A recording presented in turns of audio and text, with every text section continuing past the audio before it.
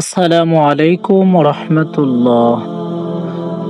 মনে করুন আপনি মারা গেছেন, আপনার জানাজার নামাজ শেষ, আপনাকে কবরে রাখা হলো। আপনি অপেক্ষা করছেন মুনকার নেকির ফেরেশতার জন্য, কিন্তু তারা আসছে না। অথচ জান্নাতের সুঘ্রাণ পাওয়া শুরু করেছেন আপনি। একটু পরই কবরের সাথে জান্নাতের একটি সুড়ঙ্গ পথ তৈরি হয়ে গেল। আপনি ভাবলেন, এ কেমন কথা?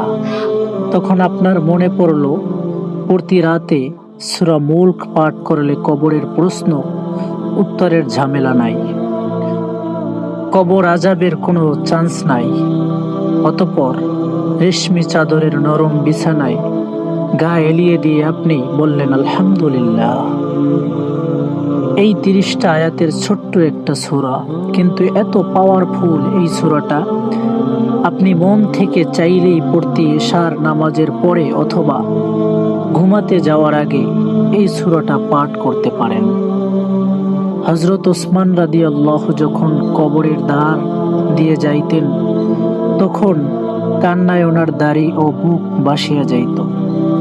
লোকে জিজ্ঞাসা করত, আপনি জান্নাত ও জাহান্নামের বর্ণনায় এত বেশি কান্নাকাটি করেন না, এর কারণ কি? তিনি বলেন, আমি হুজুর সাল্লাল্লাহু আলাইহি ওয়াসাল্লামের নিকট শুনিয়াছি, কবর আখিরাতের প্রথম মঞ্জিল। যে ব্যক্তি এখানে নাজাত পাইল, তাহার জন্য সমস্ত মঞ্জিল আসান বা সহজ হয়ে গেল। আরো শুনিয়াছি, কবর হইতে ভয়ঙ্কর দৃশ্য আমি কোথাও দেখি নাই। যেই ব্যক্তি নিয়মিত সূরা মুলকের আমল করবে, সে কবরের আযাব থেকে মুক্তি পাবে।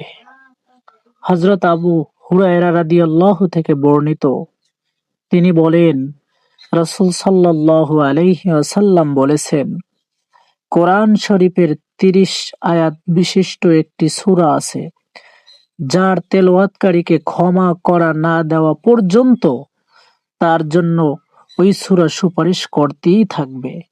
আর এই সূরাটি হলো সূরাতুল মুলক।